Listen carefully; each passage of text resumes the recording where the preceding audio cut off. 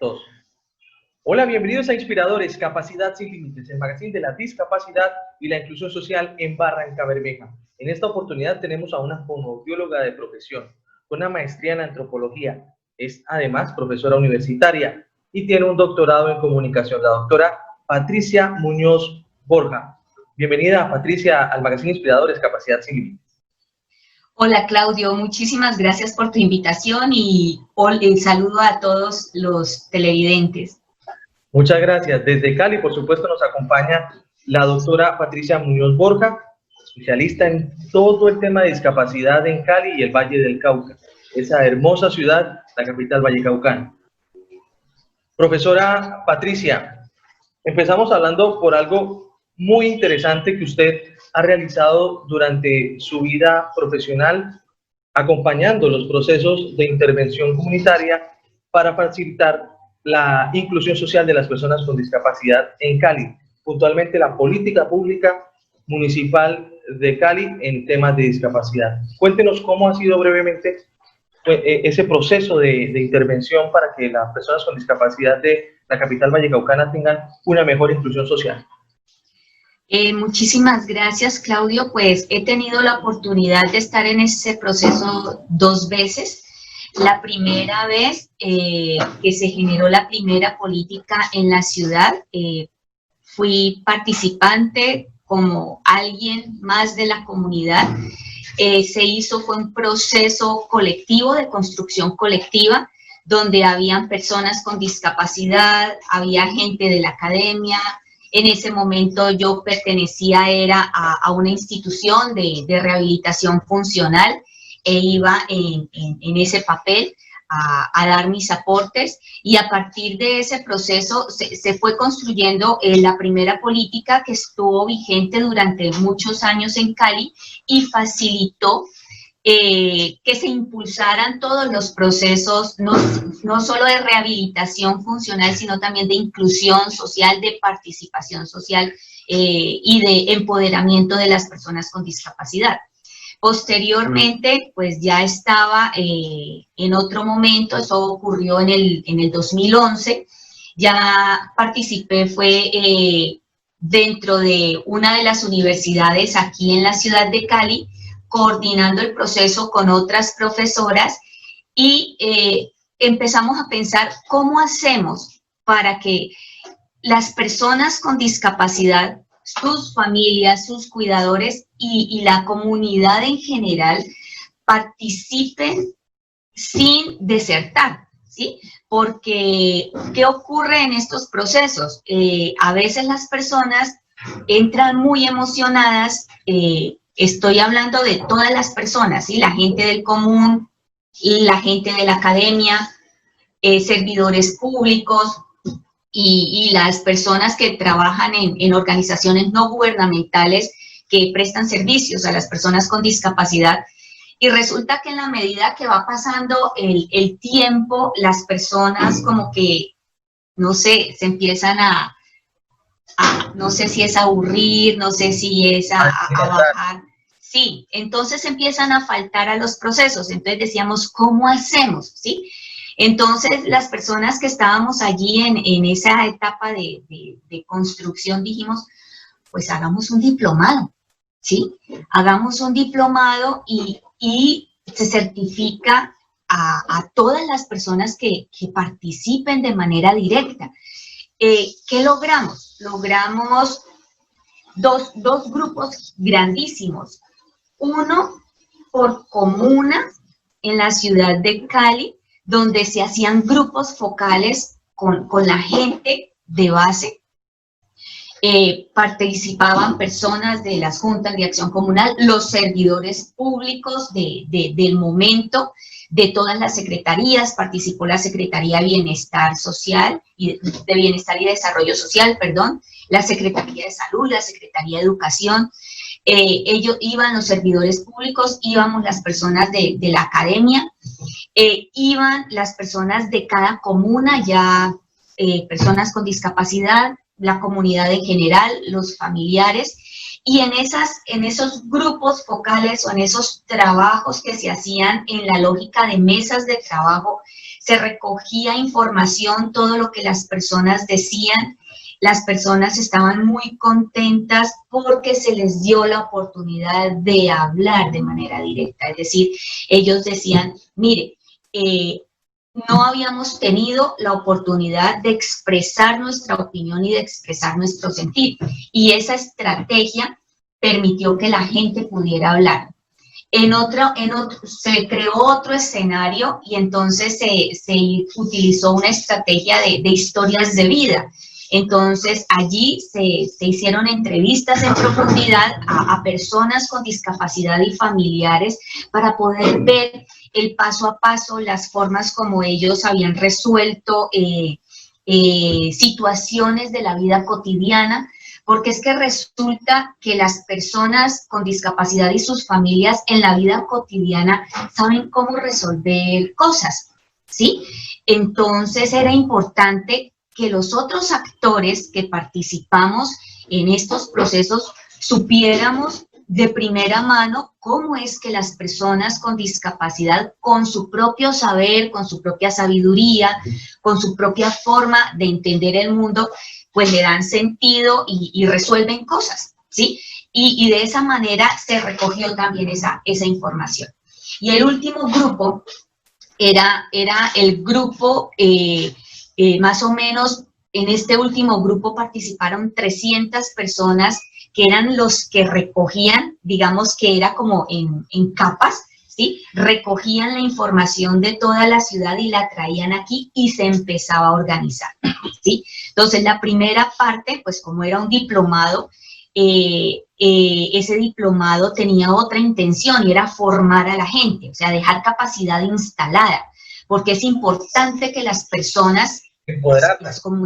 Exacto, las personas conozcan, las personas sepan, entonces se enseñó y se hizo toda una construcción colectiva de qué era una política pública, para qué servía, cuáles eran los beneficios de una política pública, porque era necesario que las mismas personas apoyaran e impulsaran el proceso.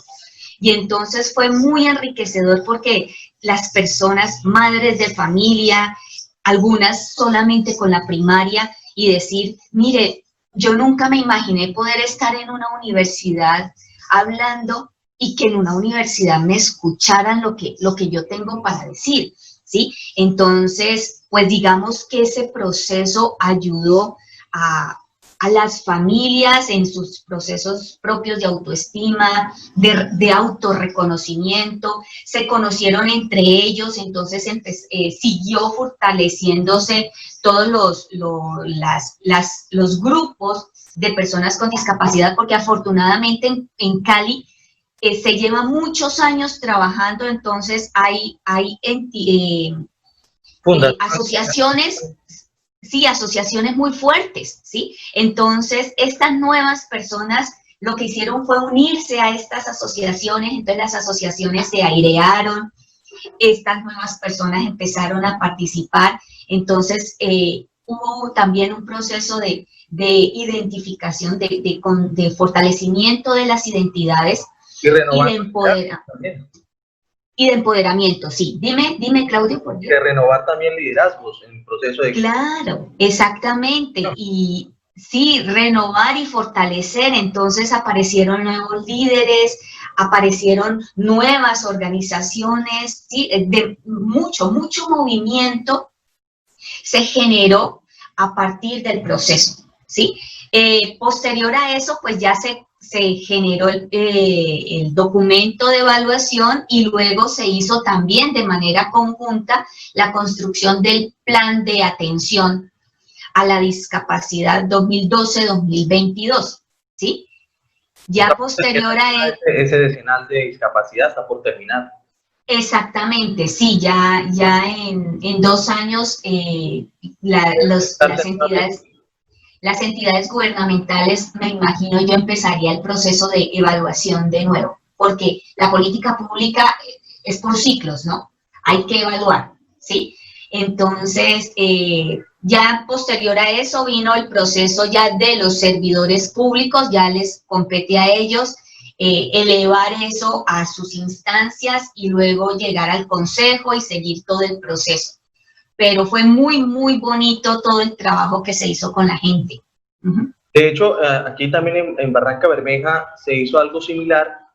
Durante el proceso desde el 2010 más o menos, se venía trabajando con organizaciones y que a la postre, durante tantos años, el 2017 fue el año donde se dio a luz a la política pública de discapacidad como una correlación de datos para el comparativo de que las políticas públicas de los territorios en temas de comunidades vulnerables son muy necesarias y por supuesto lo que nos compete es la discapacidad. Doctora Patricia, usted como docente universitaria de la Universidad Santiago de Cali, de la cual yo soy egresado de comunicación social, usted ha llevado un proceso muy interesante, que es la enseñanza de la discapacidad en diferentes disciplinas y en diferentes profesiones, que por supuesto hay que entender que la discapacidad es transversal a la vida humana, a las profesiones, a los trabajos, a la recreación, al deporte, es transversal a muchos temas.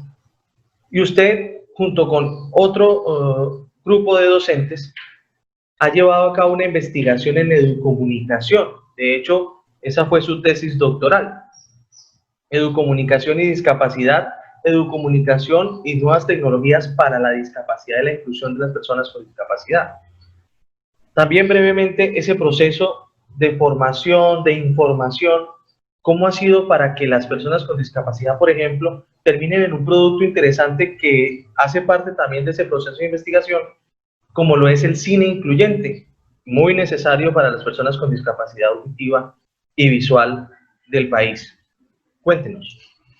Pues Claudio, ese fue un proceso supremamente interesante porque en este trasegar yo decidí que iba a dedicar toda mi actividad laboral y mi vida laboral a apoyar procesos de inclusión social de las personas con discapacidad y para las personas con discapacidad. Y en el camino, después de descubrir las ventajas que tienen las políticas públicas para poder ir desde arriba hacia las bases, sí, de lo macro a lo micro, de arriba hacia las bases, pues descubro la educomunicación como una estrategia poderosa. Yo le digo poderosa, ¿sí? Poderosa, ¿por qué? Porque puede llegar a las masas. Uno puede estar en una región muy pequeña, desde lo local, ¿sí? Y llegar hasta el otro lado del mundo. Y permanece en el tiempo. ¿Sí? ¿Qué es lo que nos permiten estas nuevas tecnologías? Nos permite la Internet. Toda esta revolución tecnológica nos permite eso. Entonces, la educomunicación le doy yo el sentido de una estrategia para seguir facilitando procesos de inclusión, ¿sí? ¿Por qué? Porque la persona con discapacidad, utilizando estos medios de comunicación, que no solo son los relacionados con las nuevas tecnologías, sino los medios masivos de comunicación tradicionales, radio, prensa, televisión, la Internet y las otras nuevas tecnologías, las aplicaciones, bueno, las redes sociales, todo lo que existe hoy en día, la persona con discapacidad se puede presentar al mundo de otra manera. ¿Sí? La persona con discapacidad puede mostrarse tal cual como ella quiere mostrarse. De hecho, si no quiere, pues no necesita decir que tiene discapacidad si no quiere. Si quiere, lo puede expresar en el momento que ella considere pertinente hacerlo, ¿sí?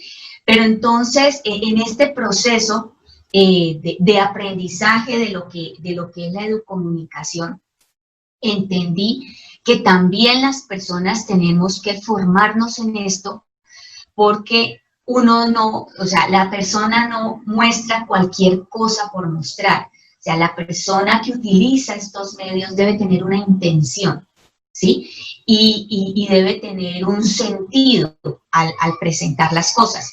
Entonces, pues, es supremamente interesante porque permite a la persona con discapacidad fortalecer su proceso identitario, porque se reconoce con otras personas. Dice, no estoy solo en el mundo, este problema, esta situación de vida no es solamente mía, ¿sí? Hay otras personas con situaciones de vida similares a las mías. Entonces se empieza a hacer un ejercicio de autorreconocimiento y de reconocimiento con el otro. Y se empiezan a generar procesos de cooperación y de enlace, que son muy interesantes para las personas con discapacidad, sobre todo aquellas que han sentido que han estado solas en casa, ¿sí? Esto permite otro tipo de cosas. Otro elemento, permite aprender, ¿sí? Porque por medio de estos medios las personas tienen acceso a mayor información, ¿sí? De este modo la información se democratiza un poco más, porque usted tiene acceso a ella, ¿sí? Y de manera un poco más sencilla, entonces usted mismo hace un proceso de autoaprendizaje. Entonces usted puede buscar cuáles son sus derechos, puede buscar cuáles son sus deberes y va aprendiendo. Y puede buscar experiencias de otras personas, de otras familias y ver qué hicieron estas familias, estas personas para poder hacer respetar sus derechos, para poder acceder a bienes, acceder a servicios, ¿sí? Puede hacerse de esta manera, pero además puede poner en evidencia su propia voz, es decir, qué piensa, qué siente, qué opina, ¿sí?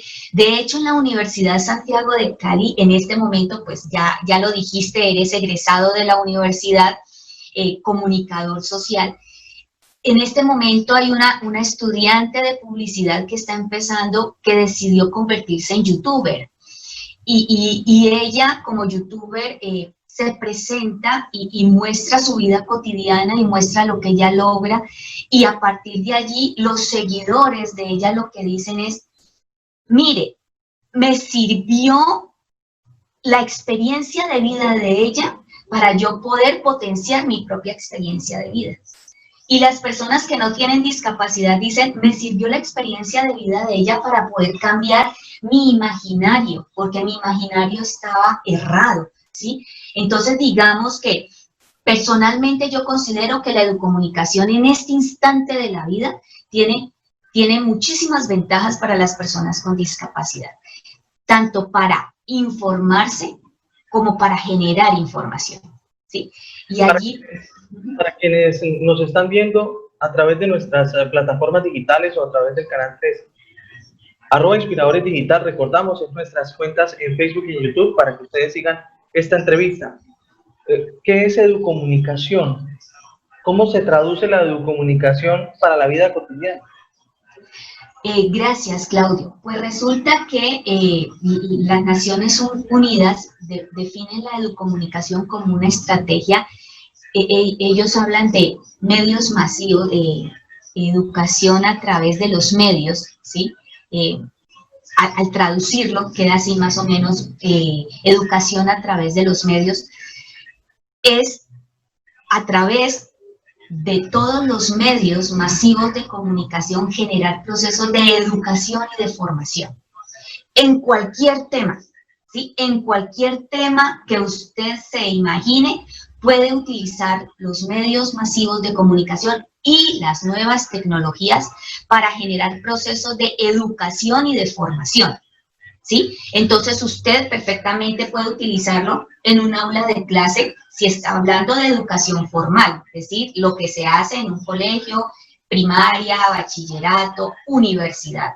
Puede utilizarlo, entonces puede hacer uso de los medios, de los productos generados a través de los medios, como videos, películas, documentales, piezas de audiovisuales, entrevistas como las que estamos haciendo en este instante, ¿sí? Y se convierten en un instrumento, exactamente, ¿sí? En un instrumento para formar. Pero si usted está en otro medio, por ejemplo, trabajando con adultos para la educación popular, por ejemplo, es supremamente importante.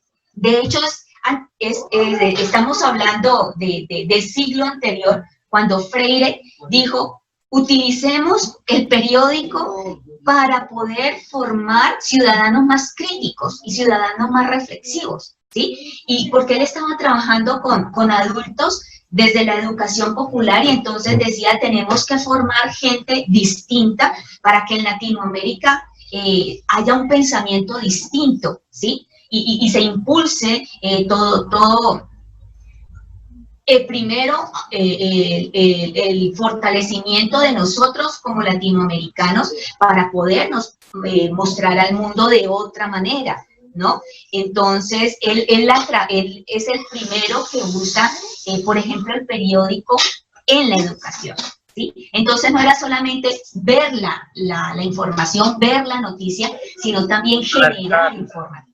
Sí, genera. Exactamente. Entonces, en este momento, la educomunicación incluye un elemento supremamente importante que es ser prosumidor, ¿sí? ¿Qué significa ser prosumidor? Es una persona que es capaz de producir y consumir.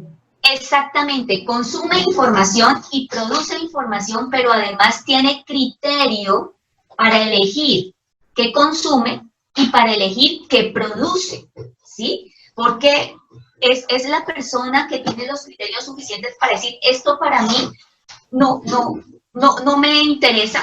Personalmente considero que es información basura, pues por decirlo de alguna manera, y asumo y consumo este tipo de información, ¿sí? Lo mismo para producir, digo, ¿cómo me muestro yo al mundo? Produciendo información. En el ámbito de la educomunicación, bien sea en la escuela, en el colegio o en las universidades, ¿cómo aplica esto de la educomunicación para la discapacidad y la inclusión de las personas con discapacidad, teniendo en cuenta estas nuevas tecnologías? Por ejemplo, hoy en esta globalidad y en esta coyuntura también mundial que estamos viviendo por producto de la pandemia, los contextos han cambiado, las formas de interrelación también han cambiado, por prevención en salud, en fin. ¿Esto cómo le aporta a la discapacidad desde el punto de vista académico, por ejemplo, para una región como el Magdalena Medio Santanderiano, puntualmente para Barranca Bermeja y los Santanderes, de manera que se empiecen a incluir personas con discapacidad en los procesos de formación por medio de las nuevas tecnologías? Hay muchas formas, ¿sí? Pero, por ejemplo, si las personas con discapacidad de la región se organizan y empiezan a generar sus propios productos comunicativos, ellos pueden mostrar al resto de la región y del mundo cómo quieren ser vistos, ¿sí? ¿Cómo quieren ser vistos? ¿Como un ciudadano con derechos y deberes? ¿O quieren ser vistos todavía como el pobrecito? Que espero que ese no sea el caso, ¿sí? ¿Cómo quieren ser vistos?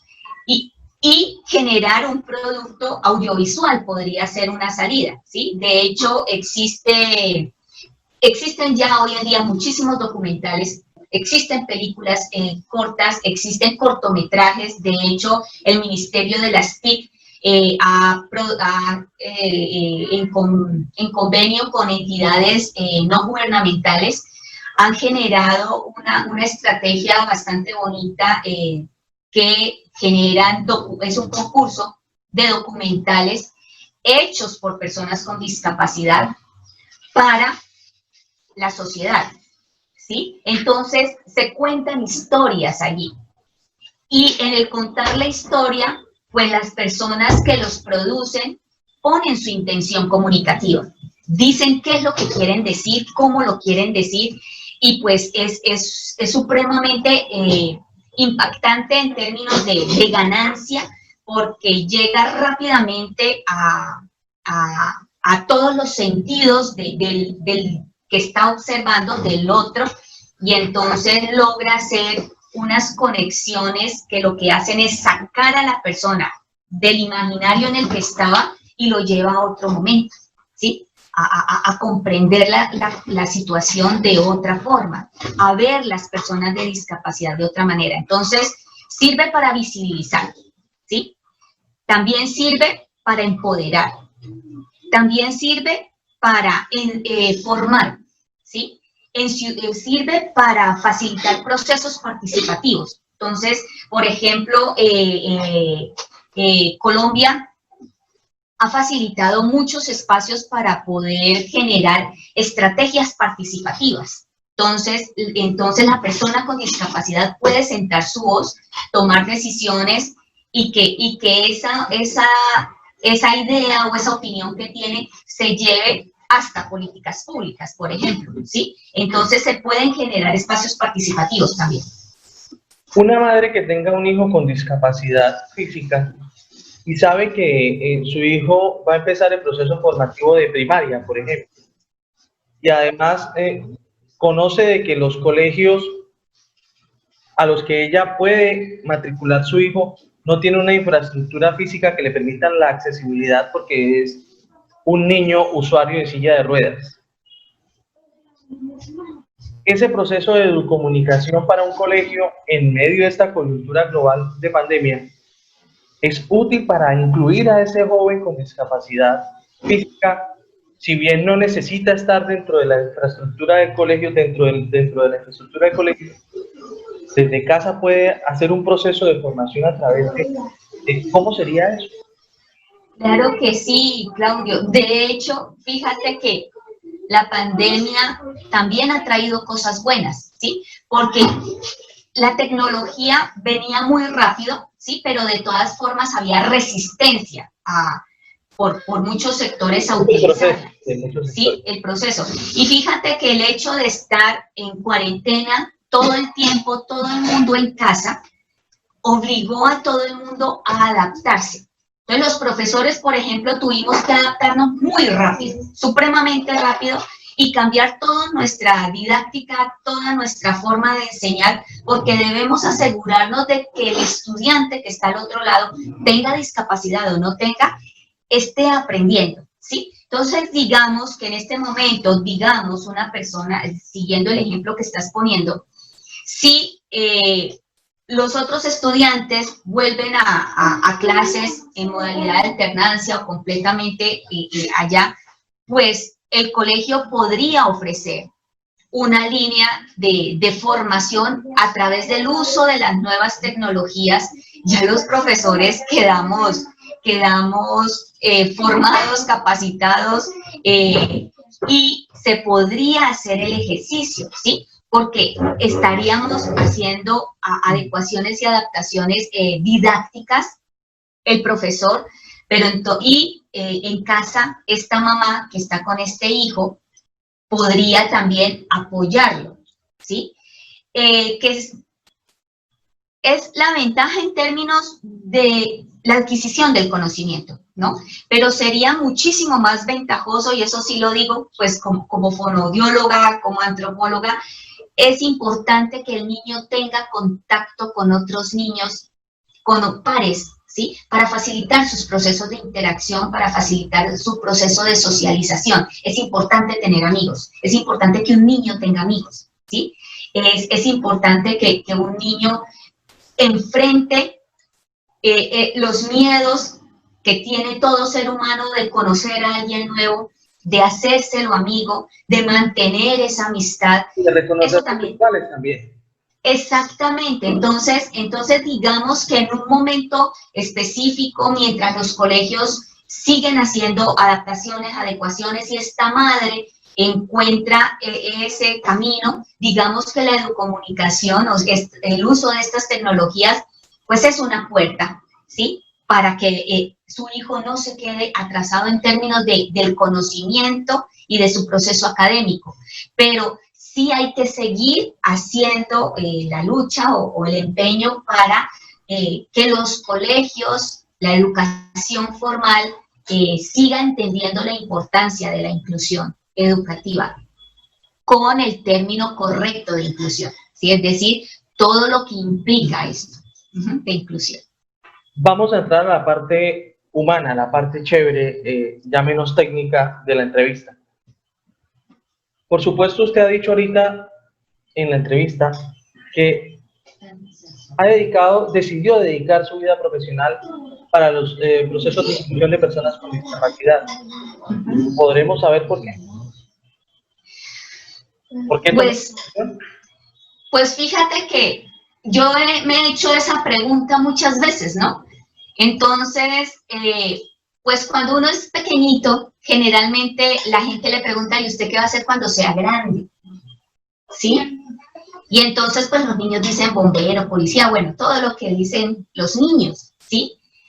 Y cuando a mí me hicieron la pregunta, yo daba y daba vueltas y yo no encontraba, en serio que yo no encontraba, y de pronto yo dije, no, pues, yo lo que voy a hacer en la vida es hacer algo que me sirva para servirle a la gente. Yo le quiero servir a la gente en un tema que cuando yo esté grande no esté muy avanzado, o sea, haya mucho que hacer, ¿sí? Y resulta que a través de mi historia yo soy zurda, ¿sí? Entonces yo fui criada en un colegio de monjas, de religiosas, muy buenas porque como ser humano, la formación que las religiosas entregan a una persona, sí, y disciplina, y bueno, todas las cosas buenas que tiene esa formación, yo se las agradezco infinitamente a las hermanas presentinas, que fue con las que yo me formé, y luego con los hermanos lasallistas, que yo me formé, entregaron ese tipo de cosas, pero yo era zurda en un momento de la historia, no en Cali, en otra región del país, donde de pronto estaban muchas creencias arraigadas, y entonces el zurdo era mal visto. Exactamente, era mal visto. Ustedes saben pues todo lo que se decía del zurdo. ¿Una discapacidad en el imaginario colectivo? Pues yo no lo vería como discapacidad, pero sí como un elemento que excluía al otro, ¿sí? Porque el mundo está hecho para derechos, ¿sí? Entonces, de manera directa, yo sentí la exclusión todo el tiempo en la escuela, ¿sí? Entonces, yo no tenía dónde sentarme cómoda. Mi pupitre en esa época, yo estoy hablando más de 40 años, en esa época no había pupitres para zurdos, ¿sí? Las tijeras yo nunca pude recortar. O sea, yo perdí en kinder, yo perdí recortado, ¿sí? Porque yo nunca aprendí a utilizar las tijeras. Yo nunca sé para dónde abre o cierra una llave. De hecho, hoy yo no lo sé, ¿sí? O para dónde abotona un bombillo. Esas cosas yo no puedo hacerlas porque mi cabeza no me da para eso. Yo soy zurda, ¿sí? Entonces, digamos que todo el tiempo sentí la exclusión. Y sentí que en el colegio tenía que sobresalir por algo si quería que me hablaran, ¿sí? Entonces, ya cuando llego a la universidad, a la hora de elegir, y entonces estábamos en este proceso de elegir, pues llegó una muchacha, una profesional a 11 grado, y empieza a decir que ella era psicóloga, ¿sí? Y nos dijo, tengan mucho cuidado con lo que van a elegir, porque usted se puede equivocar. Y dice, yo me equivoqué en octavo semestre y me retiré de algo que se llama fonoaudiología. Yo ni siquiera lo podía pronunciar. Fonoaudiología. Y ella seguía hablando de psicología y a mí me seguía dando vueltas en la cabeza la palabra fonoaudiología. Entonces ella decía, porque guácala, eso toca meterle los dedos a la boca. En ese momento no se hacían procesos, todo lo de bioseguridad, ¿no? Entonces ella decía, hay que meterle los dedos a la boca a los niños, hay que limpiar mocos, usted tiene que estar en un jardín infantil y si el niño se hizo popó, usted tiene que limpiarle y tiene que ayudar en el proceso. Guácala, yo no era capaz con eso. Usted tiene que trabajar con gente con discapacidad que por sus características el olor puede ser distinto. Bueno, ella empezó a decir una serie de cosas y en la medida que esa mujer hablaba, a mí me parecía mucho más encantador el tema y yo dije, yo quiero ser el mundo. Sí, yo dije, eso es otra cosa. Yo dije, yo quiero servir como fonoaudióloga. Y entonces empecé mi proceso, afortunadamente pasé a la universidad, me formé como fonoaudióloga, tuve grandes maestras, muy visionarias, ¿sí?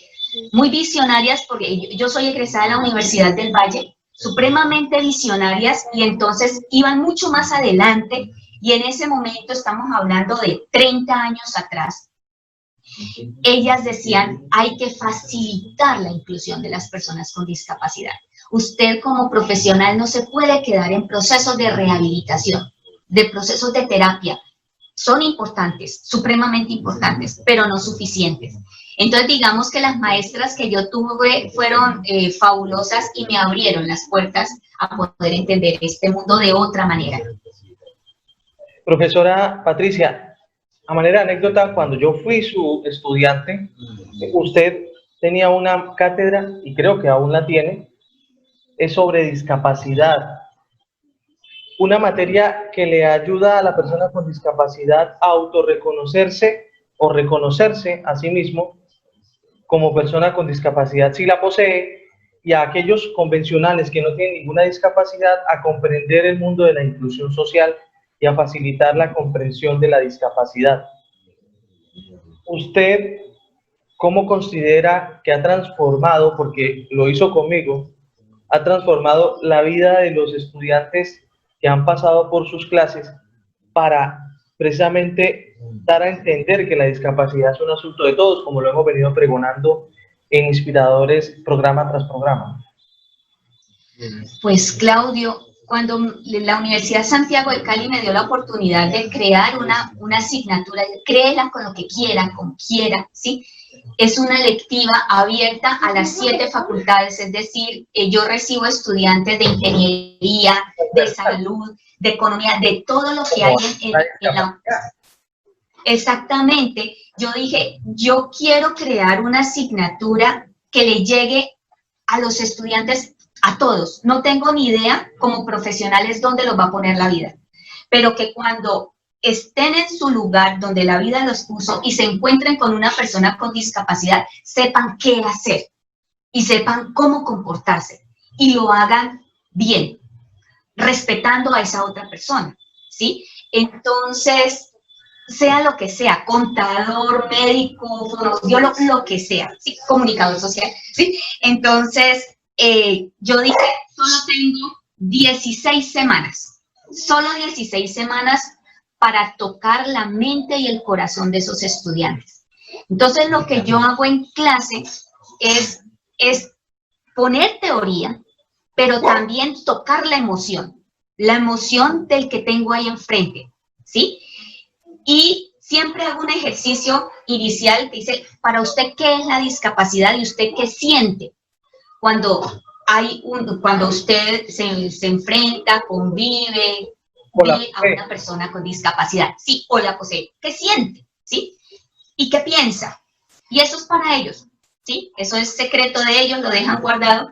Y el último día de clase les pregunto, vuelvan a escribir, les hago las mismas 2 preguntas, vuelven y escriben y les digo yo, comparen. La visión cambia completamente. Eso me dicen, sí, eso me dicen. Entonces yo digo, hombre, sí vale la pena hacer todo un esfuerzo porque a veces emocionalmente las personas también se tocan mucho y pues lo logran hacer, ¿sí? Digamos que para mí ha sido muy gratificante que egresados muy bien posicionados, como por ejemplo tu caso, otros egresados de otros lados, me digan, profesora, muchas gracias, porque pues me permitió ver otra realidad. Y me permitió ver una realidad con dignidad, o sea, una realidad que lleve a las personas a otra posición dentro de la sociedad. Y pues para eso, para mí es suficiente, o sea, yo estoy dentro de una universidad, paso la posta, o sea, mi papel es pasar la posta a la siguiente generación. Y gracias por eso. Dicho sea de paso, entramos a la sección de las preguntas rápidas, profe. Vamos a preguntarle y me va a definir en una sola palabra cada concepto. Para usted, ¿qué es la discapacidad? Precisamente. Oportunidad. Para usted, Oportunidad de vida. ¿qué es la inclusión social? Una experiencia de vida. ¿Usted cómo define a la población con discapacidad de Colombia? Como unos luchadores y retadores de la cotidianidad. ¿Cuál cree usted que es el valor que se ha perdido y debe ser rescatado para favorecer precisamente la población con discapacidad? El amor y el respeto por el otro, por la diferencia. ¿Cuál es ese libro que usted siempre recomendaría para leer? La escafandra y la mariposa y la escafandra se llama. Excelente libro. Finalmente, ¿cuál es ese concepto, ya no en una sola palabra, cuál es ese concepto o ese mensaje o esa recomendación que le da usted a la población con discapacidad que nos está viendo en estos momentos y a sus familiares para que haya cada vez más una inclusión social, una mejor inclusión social? Ámense, respétense, primero ustedes, no tengan miedo de expresar sus ideas, no tengan miedo de participar, es su derecho, ¿sí? Con respeto, con dignidad, con decoro, pero es su derecho, lo pueden hacer, existen los mecanismos de participación en Colombia, existe la manera de que sean escuchados, ¿sí? Sigan insistiendo, sigan persistiendo, hay que continuar la vida y vivan, ¿sí? Hay que ser felices y agradecer lo que se tiene, ¿sí? Lo que se tiene, porque a partir de lo que se tiene, se puede impulsar uno muchísimo más. De esta manera tan interesante hemos finalizado nuestra entrevista con Patricia Muñoz Borja, doctora en comunicación, fonoaudióloga de profesión, profesora universitaria, una persona que ha investigado muchísimo sobre la discapacidad desde la Sultana del Valle, la capital del Valle del Cauca, la siempre hermosa Santiago de Cali. A ustedes, mil gracias por permanecer en sintonía de 4:30 a 5 de la tarde en el canal 3 y en nuestras redes sociales, @Inspiradores Digital. Muchas gracias, profesora Patricia, por la oportunidad. Mil gracias, Claudio, y aprovecho este espacio para darle las gracias a todas las personas con discapacidad y a todas las familias con las que me he contactado a través de toda mi vida, porque lo que yo hoy he dicho ha sido producto de lo que ellas me han enseñado a mí. O sea, yo he aprendido más de las personas con discapacidad y de sus familias de lo que yo pudiera entregar. Mil gracias, Claudio, y continúa con tu labor, que es supremamente importante para este país y para la región en la que estás. Un abrazo. Así será. Abrazo de retorno. A ustedes, que Dios los siga bendiciendo. Nos vemos en una próxima oportunidad. Chao, chao.